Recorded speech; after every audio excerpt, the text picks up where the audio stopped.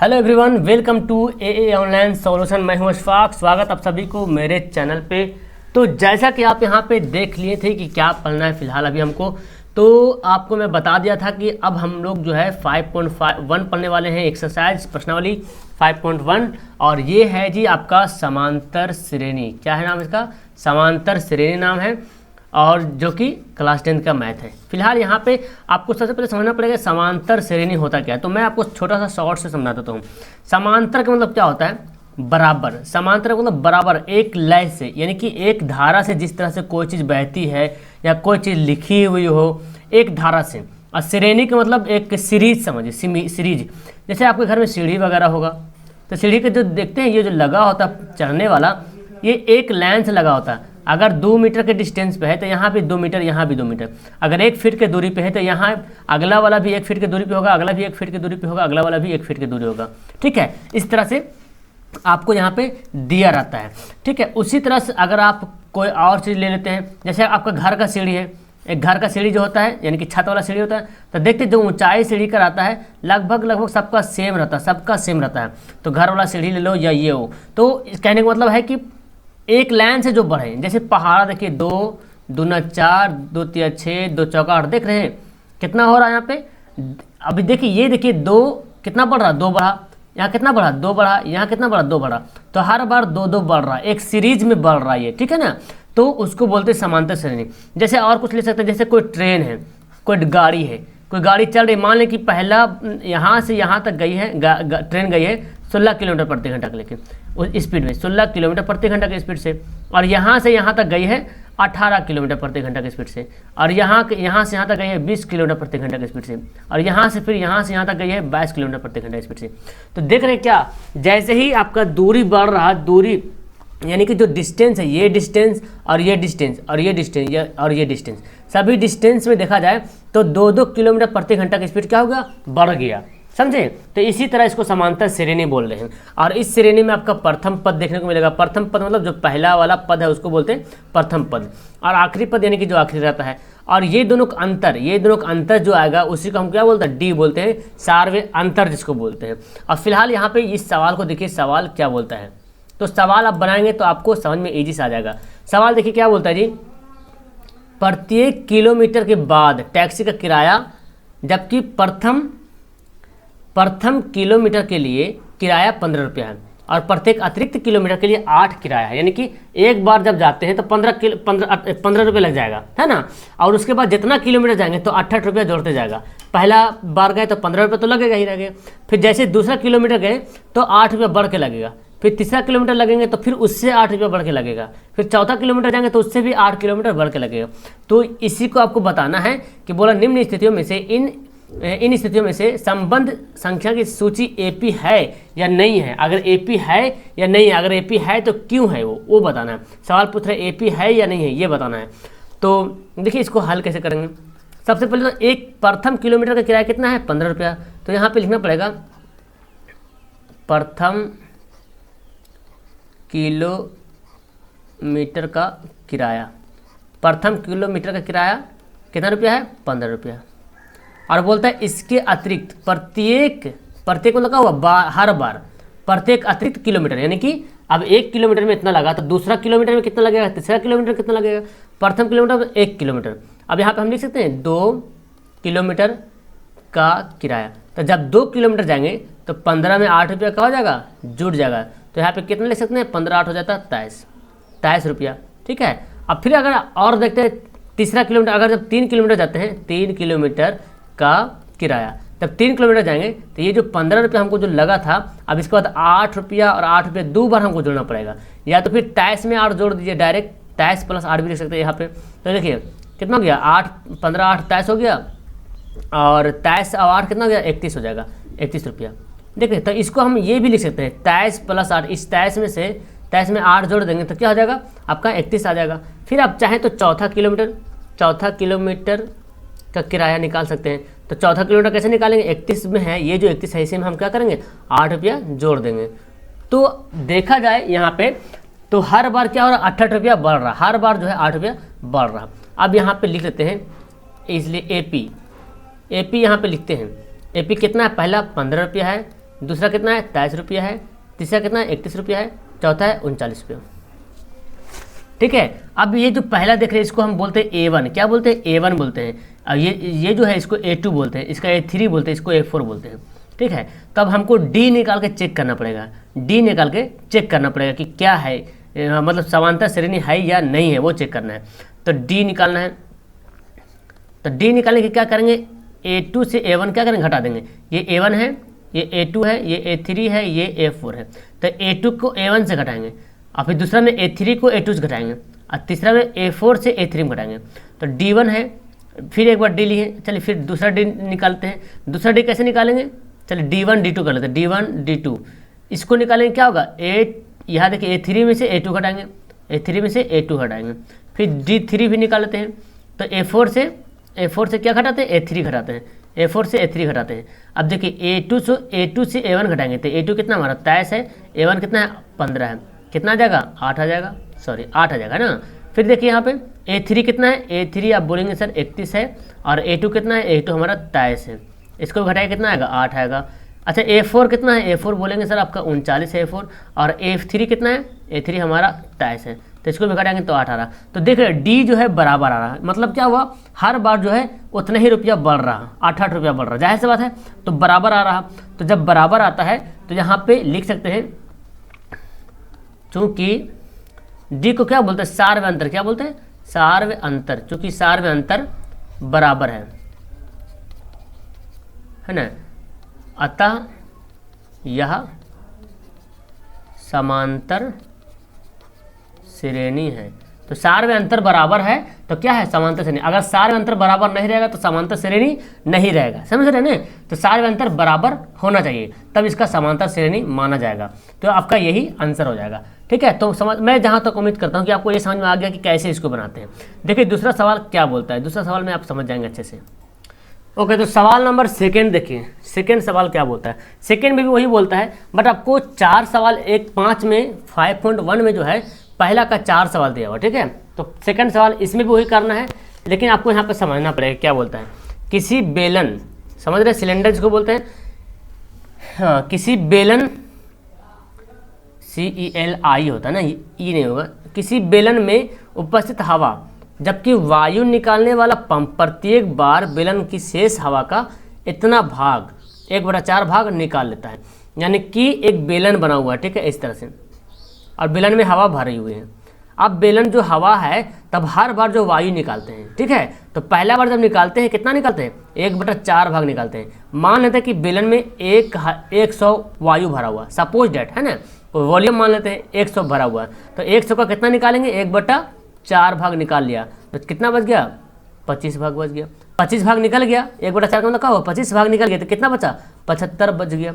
अब जो 75 बचा फिर उसको निकालेंगे, तो फिर उसको कितना बार निकालेंगे, वही बोल रहा, प्रत्येक बार बेलन की शेष हवा का जो शेष बच रहा है ना, उसका 1/4 भाग निकालेंगे। फिर जब सेकंड निकालेंगे तो 75 का निकालेंगे 1/4, कितना निकालेंगे, 75 का 1/4। अब 75 का जो 1/4 होगा, फिर वो घटने के बाद जो बचेगा वो आपका फिर बचेगा शेष। तो वही आपको यहाँ पे जानना है, लेकिन आपको ये पता नहीं कि बेलन में कितना हवा जो है भरा हुआ है, ये पता नहीं है। तो यहाँ पे मान लेंगे,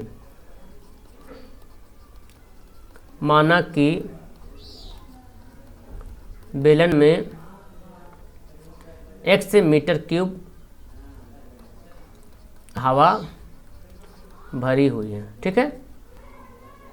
मान लें कि हवा में जो है बेलन में 1 मीटर क्यूब जो हवा भरी हुई है, यानी कि जो हवा भरी हुई बेलन में मान लेते हैं इतना भरी हुई है, ठीक है। अब पहला बार निकालते हैं, तो बोलता है क्या, जो शेष है कैसे घटाएंगे इसको, कैसे घटाएंगे, तो 1 से लिखा हुआ है, हमको यहाँ पे घटाना है। तो पहले आप समझ लीजिए, मैं इसको पहले इरेज करता हूँ, उसके बाद आपको समझ में आ जाएगा। 1 मिनट हो गया, चलिए ठीक है। अब यहाँ समझिए, जैसे कि मान लेते बेलन में 100 हवा है, ठीक है, 100 हवा है, तो 100 हवा है, अब कितना निकाल रहे हैं, 100 का 1/4, 100 का 1/4, तो 100 का 1/4 अभी बताएं, तो 100 का 1/4 कितना आया था, 25 आया था। तो 25 यहाँ पे क्या करेंगे, घटा देंगे, तो कितना बचा, 75 बचा। तो हम ऐसे लिख सकते हैं, 100 बेलन था और 100 में जो है 100 का 1/4 निकालें और जो आया वो क्या किए, घटा दिए। देखिए 100 तो पहले था भरा हुआ, अब 100 का 1/4 निकालें, जितना भरा हुआ था उसका 1/4 निकालेंगे तो 1/4 कितना आएगा, 25 आएगा। और ये माइनस देने का मतलब क्या, वो घटा दिए, तो 25 100 में से 25 घटेगा तो 75 बचेगा। जस्ट लाइक यहाँ भी करते हैं, पहली बार निकालने पर शेष हवा, तो पहली बार जब निकालेंगे तो शेष हवा कितना बचेगा। तो पहले तो टोटल तो जो बेलन में था टोटल x हवा भरा हुआ था, है ना, x भरा हुआ था। अब x जो भरा हुआ था उसमें जो है x का कितना निकाले, 1/4 भाग निकाले, x का 1/4 भाग निकाले। तब तो x का 1/4 भाग निकालेंगे और ये x में क्या कर देंगे, माइनस कर देंगे, तब तो पता चलेगा कितना भाग बच रहा है। तो x को 1 से गुना करेंगे, x होगा x/4। अब इसको हल कर लीजिए 4, तो 4x माइनस x, तो 4 में से x गया, 4x में से x गया तो 3x/4। अब कितना बेलन में बच रहा, 3x/4 हवा जो है अब बेलन में बच रहा। अब एक बार निकाले ना, दूसरा बार भी निकाल के देखते हैं। तो पहले बार तो बेलन में हवा भरा हुआ था x, ठीक है, जब पहली बार निकाले तो इतना बच रहा। दूसरी बार शेष हवा का 1/4 निकालने पर, दूसरी बार जो है शेष हवा, जो शेष बच रहा, शेष हवा का 1/4 भाग निकालने पर शेष हवा को निकालने पर जो शेष हवा कितना बचता है, तो पहले तो टोटल तो 3x/4 बच रहा था, निकालने के बाद कितना बच रहा था, 3x/4। अब इसमें घटा देंगे 3x/4 का 1/4, यानी कि 3x/4, ये जो टोटल बच रहा था इसका 1/4 निकाल के और जो पहले बचा था उसमें क्या कर देंगे, घटा देंगे। तो 3x/4 माइनस, देखिए 3x को 1 से गुना करेंगे तो 3x हो जाएगा, 4 चौक 16 हो जाएगा। इसको हल कर लीजिए तो 16 एलसीएम आ जाएगा, 4 चौक 16, 4 12x हो जाएगा, ये 3x हो जाएगा। तो कितना आ गया, 9x/16 आ गया, 9x/16 आ गया। अब हमको इसको AP में अरेंज कर लेते हैं, ठीक है, AP में अरेंज कर लेते हैं। AP बराबर पहले कितना था बेलन में, x हवा था, ठीक है। दूसरा बार बेलन में कितना था, दूसरा बार बोलिएगा सर देखिए 3x/4 हवा, निकालने के बाद कितना बचा था, 3x/4 हवा। तीसरा बार जब निकाले कितना बचा, 9x/16, इतना हवा जो है तीसरा बार निकालने के बाद बच रहा। अब हमको देखना क्या जो हवा जो निकल रहा वो रियल में मतलब रियल में बराबर से निकल रहा कि नहीं निकल रहा। अब आप ही अनुमान लगाइए, जब बेलन में 100 मान ली 100 हवा था तो 25 हवा निकला था, तो कितना हवा बच रहा था, 75 बच रहा था। अब 75 बची रहा तो 75 में 1/4 निकालेंगे तो 75 को 4 भाग में बांटेंगे तो 25 बटेगा क्या, बटेगा नहीं, बटेगा ना, चूंकि 75 तो पहले से है तो 25 कहाँ से बटेगा। तो यहाँ पे जो आंसर आएगा नहीं आएगा। फिलहाल यहाँ पे देख लेते हैं, तो ये A1 है, A2 A3, ये A1 है, A2 है, ये A3 है। तो D निकालते पहले D1 निकालते हैं। D1 कैसे निकालेंगे, A2 को A1 से क्या कर देंगे, घटा देंगे। A2 कितना है, 3x/4 है और A1 कितना है, x है। इसको हल कर लेंगे, एलसीएम 4 हो जाएगा, 3x/ आप कितना जाएगा, नीचे 1 छुपा, 1 को 4 से करेंगे 4x है, कितना गया -x/4, चूँकि 4x में 3 से घटाएंगे तो -x/4 बचेगा। और D2 निकाल रहे हैं, D2 कैसे निकालेंगे, A3 को A2 से माइनस कर देंगे, A3 को A2 से माइनस कर देंगे। A3 कितना है 9x/16 और A2 कितना है 3x/4, ठीक है। अब इसको भी हल करके देखते हैं। तो जब हल करके देखेंगे तो D हमारा क्या आना चाहिए, बराबर आना चाहिए, 16 हो गया, 9x माइनस 4 चौक 16, तो 4 चौक 16, 3 चौक 12x। तो देखिए 12x आ गया माइनस में, ये 9x प्लस में, तो 12x में से 9x घटेगा, कितना होगा 9 3 12, 3x/16। अब देखिए बराबर है, आप ही बोलिए, यहाँ पे जो आया था -x/4 आ रहा और यहाँ पे 3x/16 आ रहा है, ये दोनों आपस में बराबर है क्या, नहीं है ना, आपस में बराबर नहीं है। तो यहाँ पे लिख सकते हैं D1 not equal to D2, है ना, चूँकि सार्व अंतर बराबर नहीं है, इसलिए यह समांतर श्रेणी नहीं है, ठीक है ना। D1 और D2 जो निकाले हैं वो बराबर नहीं आया, इसलिए ये सार्व अंतर नहीं है। अब ये कैसे आया, तो आपको पता चल गया कि कैसे आया। टोटल जो भाग हम x मान लेते थे, x में से घटाते जाएंगे हमेशा। 1/4 पहले निकाला, समझ में आ गया होगा ये कैसे निकालें। जैसे कि मैं आपको 100 वाला बताया था एग्जाम्पल लेके, मान लें 100 बेलन में वायु है तो 100 का 1/4 निकालेंगे, तो 100 का 1/4 निकालेंगे मतलब 100 का 1/4 कितना होता है, 25 होता है। अब 25 तो 25 निकल जाएगा, तो 25 निकलेगा तो कितना बचेगा, 75 बचेगा। कैसे बच रहा 75, 100 में से 25 घटाइएगा तब तो बचेगा, तो 75 यहाँ पे बचा। तो ये 25 को हम यही इस तरह से लिखे, ये मान लें 100 है और 100 का 1/4 हो गया, तो घट के जो बच रहा, बट यहाँ पे पता नहीं कि हमको 100 है कि 200 है कि 100 है, पता नहीं चल रहा, तो इसलिए हम एक से माने और बताएं। तो लेकिन जो हमारा जो डी आएगा, डी हमारा बराबर आना चाहिए था, अगर एपी होता तो डी का मान बराबर आता, लेकिन डी का मान अलग अलग रहा, तो ये भी एपी में नहीं है। देखिए तीसरा नंबर सवाल क्या बोलता है।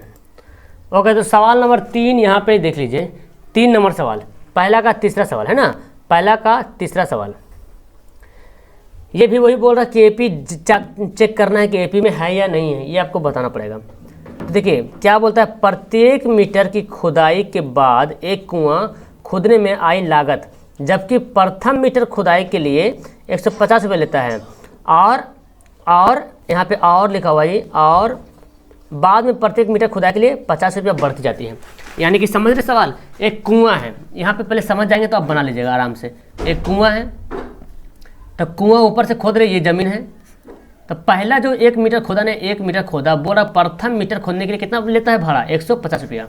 तो 1 मीटर खोदे तो 150 रुपये ले लिया, लेकिन बोलता जैसे ही उसके बाद जाते हैं तो 50 रुपया बढ़ जाता है, 50 रुपया बढ़ जाता है। यानी कि जब दूसरा मीटर खोदेंगे तो 150 तो लग रहा ही है, यहाँ तक 150 लगा ही है, लेकिन यहाँ पे 50 रुपया बढ़ गया, तो कितना हो गया, कितना हो गया जी, 200 हो जाएगा। कितना हो जाएगा, 200 हो जाएगा। यानी कि अगला 2 मीटर खोदने में हमको 200 रुपये लगेगा। फिर अगला जब तीसरा मीटर जो खोदनेंगे तो फिर 50 रुपये बढ़ जाएगा, तो 250 रुपये बढ़ जाएगा। फिर अगला जब खोदेंगे तो फिर 50 रुपये बढ़ जाएगा, 300 रुपये हो जाएगा। तो देख रहे पहला मीटर में 150 रुपये लग गया, दूसरा मीटर में 200 रुपये लगा है, तीसरा मीटर में 250 रुपये लगा, चौथा मीटर में 300 रुपये लगा है। इस तरह से उसका 50 रुपये बढ़ते जा रहा। तो बढ़ने का मतलब ये है जो 150 रुपये है वो तो रहेगा ही रहेगा, उसमें ऐड होते जा रहा है, उसमें ऐड होते जा रहा है 50 रुपये।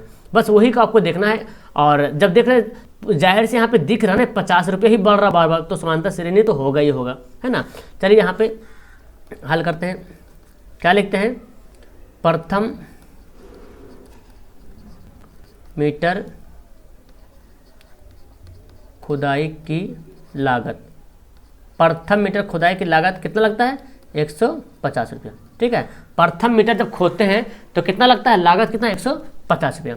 और जब दूसरा मीटर खोलेंगे तो यहाँ पे लिख सकते हैं दूसरा मीटर खुदाई की लागत। तो दूसरा मीटर जो खोदते तो कितना लगता है, 150 तो पहले लग रहा था और 50 रुपया और बढ़ के लग रहा था, यानी कि बोले तो 200 रुपया लग रहा है ना। फिर तीसरा मीटर खोदते हैं तो 3-4 तक हम लोग निकाल लेते हैं ताकि हमको बनाने में आसान हो जाएगा। तीसरा मीटर खुदाई की लागत, तो तीसरा मीटर में जब जाएंगे तो 150 रुपये तो लगेगा ही लगेगा, तो 50 रुपया फिर बढ़ेगा और 2 बार 50 रुपया बढ़ जाएगा ना। देखिए यहाँ भी 50 बढ़ा, यहाँ भी 50 बढ़ा, तो आपका कितना गया, 250 रुपया गया। या तो डायरेक्ट लिख सकते हैं 200 में 50 रुपया जोड़ दीजिएगा, तो 200 + 50 250 हो जाएगा।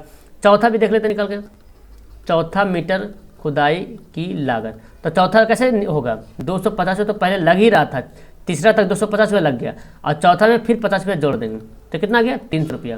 तो इतना आपको वो लागत हो गया।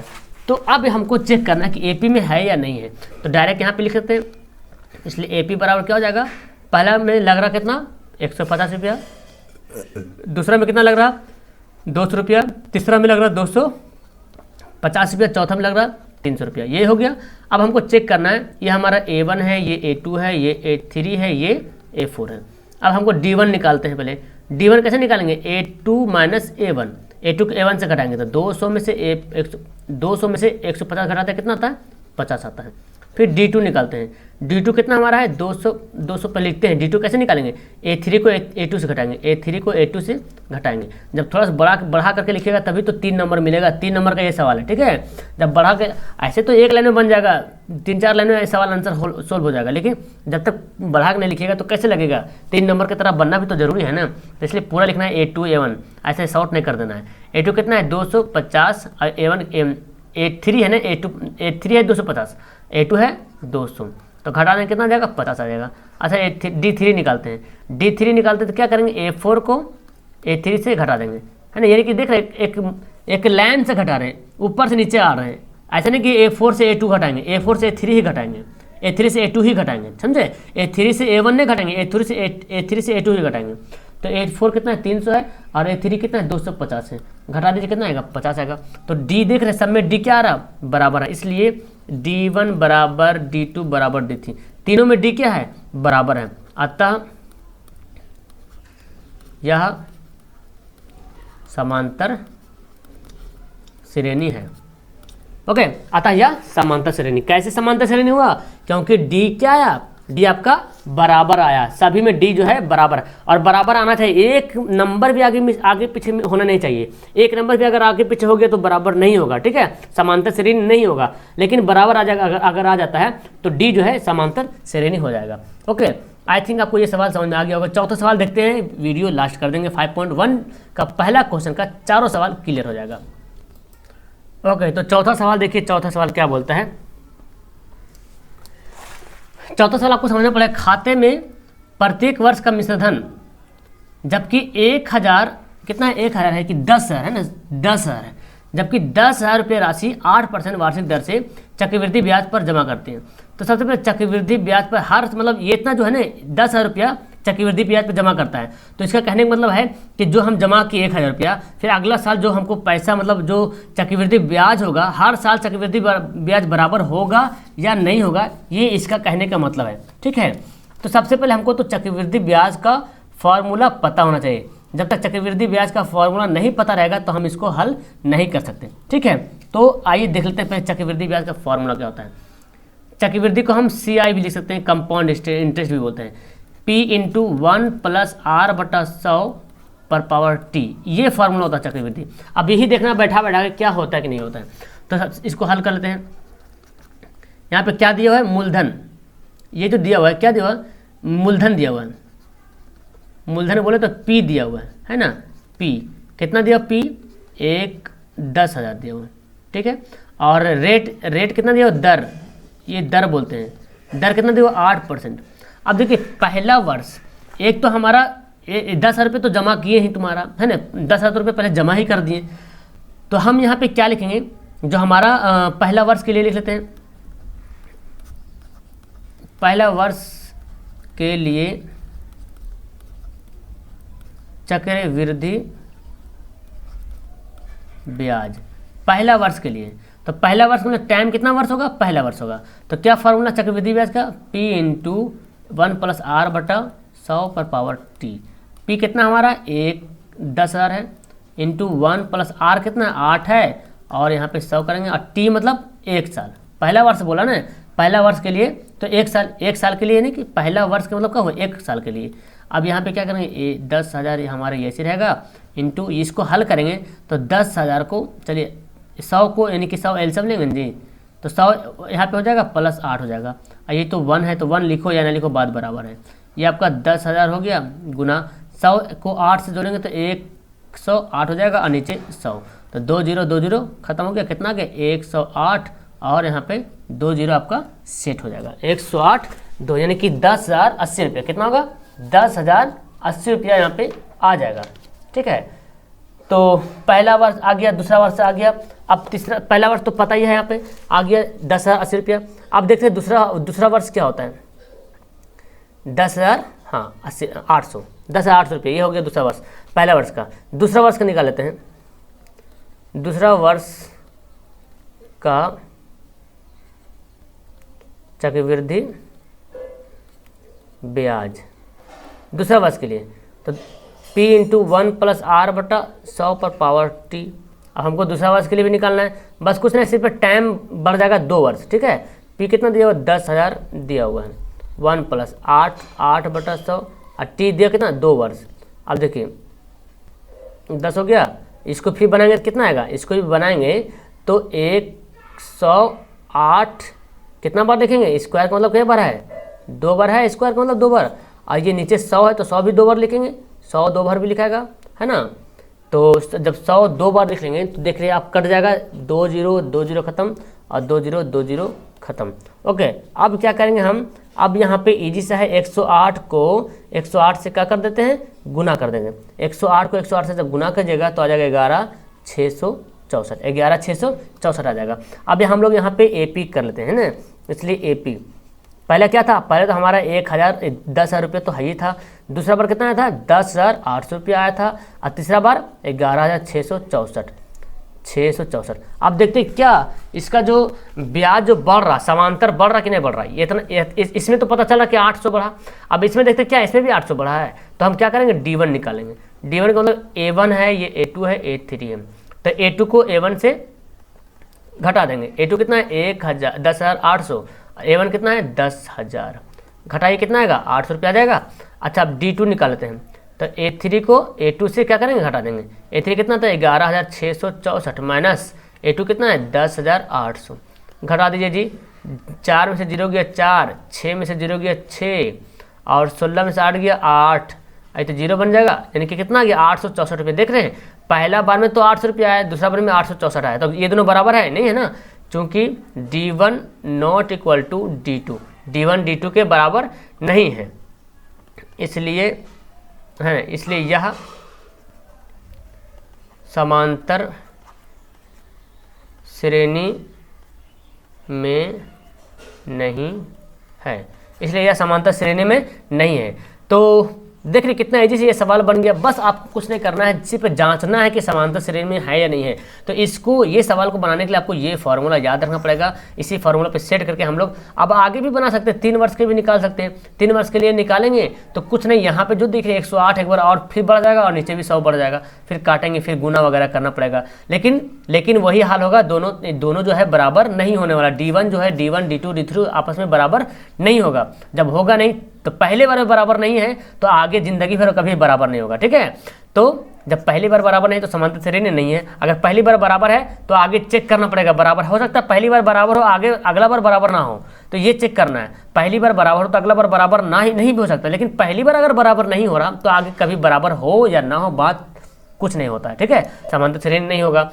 तो मैं जहाँ तक समझता हूँ ये आपका 5.1 का सवाल नंबर फर्स्ट सवाल जो आपको समझ में आ गया होगा कि कैसे इसको बनाना है, कैसे चेक करना है समांतर श्रेणी में है या नहीं है। चलिए फिलहाल मैं वीडियो को यहीं पे एंड करता हूँ, लास्ट करता हूँ। लाइक कर दीजिएगा अच्छा लगेगा तो, ठीक है, सब्सक्राइब कर लेना। और आपका नेक्स्ट वीडियो में 5.1 का दूसरा, तीसरा, चौथा एक बार में एंड कर देंगे। इजी जैसा सवाल है, सिर्फ चेक करना है समांतर श्रेणी है या नहीं है। यहाँ पे तो लंबा सा सवाल था, वहाँ पे शॉर्ट वाला सवाल है, तो आपको वो भी समझ में आ जाएगा। चलिए फिलहाल मिलता हूँ मैं आपको नेक्स्ट वीडियो में। डायरेक्ट सवाल। Thank you everyone.